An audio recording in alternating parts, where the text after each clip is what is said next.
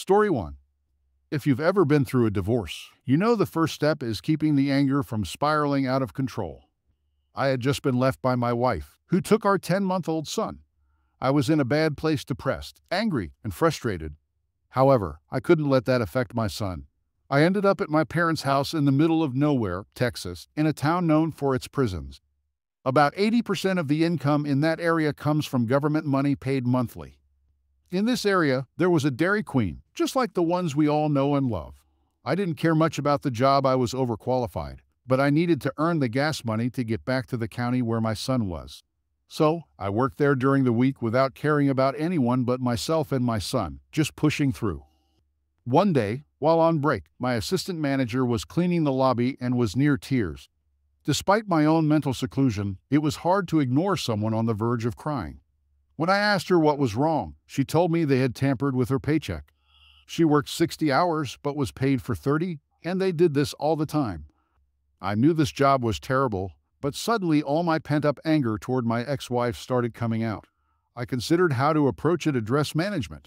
No, they already knew. Sue them? No, you'd need fees for that, and the amount you win wouldn't be enough. I did some digging and found other illegal practices violating pay laws. Realizing that getting 10 of my coworkers to join me in a class action suit would be impossible, I called the Department of Labor for violations of the Fair Labor Standards Act, which are fined $100 each. It turned out that not paying us wasn't the biggest problem. The manager sent us on unpaid breaks whenever things slowed down and our labor revenue number got too high. I talked to other employees, and it happened all the time. A manager had tried to bring it up in the past and got fired. The assistant manager gave me paper records. So, I called the local Department of Labor office, filed a complaint, and mentioned we were part of a franchise chain with 130 stores in 3 states, where this likely happened elsewhere. Nothing happened initially. So, I called the executive director of my region and asked when we'd have an answer. 3 weeks later, a guy from the Department of Labor was in my town. We bonded over getting beaten down by divorce. A few weeks later, I heard from him again. Over $1 million in fines were levied. The store manager, not the assistant, had her friend hack the computers to change the payroll information. To add to the chaos, when she left, she stole a power washer. The store manager was arrested for felony theft, some sort of hacking charge, and the parent company filed for bankruptcy because they couldn't pay the fines. My old coworkers now get paid vacation time, and I have my son 50% of the time. He's now 6. Story 2. This happened about 5.5 months ago when I was staying at my parents' house for vacation. They are cardiologists who work most of the day, around 10-15 hours a day. They are well paid and love their jobs. They live close to New York, so they had cameras around the house for security, as the house was often left alone. Here is a shortened version of what happened. I heard the doorbell ring, and a woman who I will refer to as Karen stood at the door alone. She asked if my shower was working and if she could use it. I said no, and kept refusing until she attempted to attack me, cursing and making random threats like calling the police and saying her husband had the right to harm me, which I obviously didn't believe. She then called the cops, and I called my mom and told her everything. My mom tried to talk to Karen through the phone, but Karen snatched it and broke it into pieces. My mom probably realized this as she pulled up in the driveway, furious. The two had a large argument until the cops arrived. As soon as the cops arrived, Karen bombarded them with accusations of me assaulting her, threatening her, and claiming that this was her house and I was trying to break in. After presenting ample proof that this was not her house, my mom showed the cops the camera footage.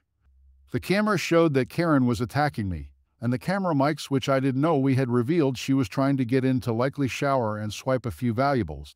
She was then arrested and charged with assault, destroying personal belongings, and fined. It turned out she had multiple attempts to steal things. She was also sent to jail for a while, and we haven't heard from her since. My parents upgraded their security, and I got a new phone. When my dad heard about this, he was in a procedure at the time. He almost laughed himself sick. Anyway, I hope you enjoyed this, and stay safe. Story 3. The background. I lived with a group of people who I thought were my friends. They were 2 couples, and we all lived in the same house for almost 2 years until I recently moved out. There was David and Tina, and Brittany and AJ. I was the only single person there.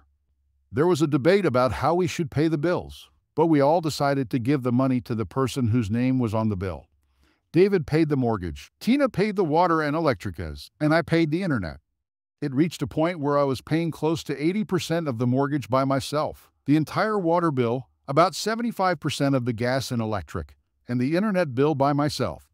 I was still giving the money to the person in charge of the bill, but I found out about 10 days before I moved out that the mortgage was in default and the house was in foreclosure. Also, the water, gas, and electric bills were in constant threat of being shut off, and the only up-to-date bill was the internet. While they all saw me struggle to pay these off, they were mindlessly spending money during the day, which is when I sleep due to working the night shift. I never saw the mindless things they spent money on, nor did I ever see the mail since they grabbed it before I woke up. Brittany never paid anything as her check was garnished due to unpaid student loans, but she always had expensive makeup. Aj never held a job for more than 2 weeks, and David and Tina were always calling into work, knowing that I wouldn't allow them to go without a home due to our history. One day, I woke up while they were all out and about, so I checked the mail as I was expecting a package. I saw the bills in the mail and decided to investigate. I opened the gas and electric bills as they were from the same company to see a total amount of almost $400 and in risk of being shut off. I was shocked and angry. I knew right then and there what was going on and vowed to teach them a lesson. The revenge? I had just interviewed for a new job that paid almost double what I was making. I knew the interview went well, so I told myself that if I got the job, I would give them a 30-day notice and move out.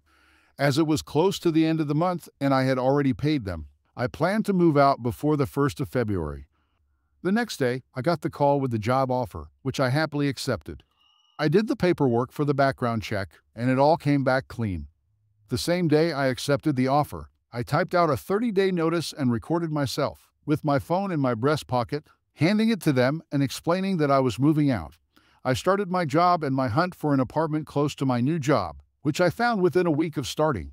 I set aside almost my entire paychecks for rent, deposit, and basic things I would need. I was asked several times to help with the next month's bills, to which I said no, as I was saving for my place. They had plenty of time to come up with the money between the 4 of them, considering I was doing it all by myself on a meager pay rate of $11 an hour before my new job. There were a lot of scowls, passive-aggressive behavior, and attempts to take or use my things or food without permission. The day came when I finally got my U-Haul and had a few friends help me move. Free drinks and lunch are the best payment ever. I was determined to get it all in one go, so I got the biggest U-Haul available, and we packed everything up.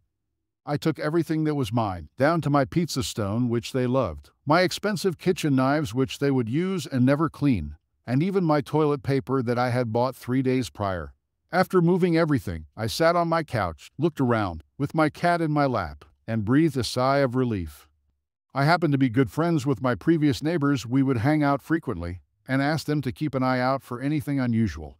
4 days later, I found out that the gas, electric, and water had all been turned off, and they were asking to fill up some buckets to manually flush the toilets and bathe. Both couples had dogs, which my cat hated as they were both hyperactive, but I loved them. I decided that the dogs were in a dangerous situation with no water, no heat in the middle of winter, and probably no food. So, I called the local Humane Society and left an anonymous tip about the dogs, expressing concern for their welfare. The next day, my neighbor Todd texted me that the dogs were removed from the home. My previous housemates were being charged with neglect, and due to the lack of utilities, these were criminal charges. This was enough to make me smile, but I wanted more. I knew David was divorced and had a child, and I knew he wasn't paying child support. I contacted the local courts and informed them of the non-support, providing the address we lived at and explaining that the homeowner was the one being sought. It came to light that he was almost $25,000 behind, which is a felony in my state. He is now living on someone's couch. As Tina left him, the house was foreclosed, and he has nothing to his name while facing multiple criminal charges. Story 4. Let me preface this by noting that this revenge was not my doing. At least, not exactly. It happened back in the 1990s when I was in high school and centered around the type of school I attended. In case you weren't aware, it's very common in agricultural communities to have what are known as farmer schools. That's not a technical term, but more just something easy to define. The schools are generally organized by the local farmers, and while you still study the various courses needed to get into college, you also study farming technology courses and get credit hours for work study, that is, working on one or more farms. The area I lived in was surrounded by several large farms that primarily grew cotton.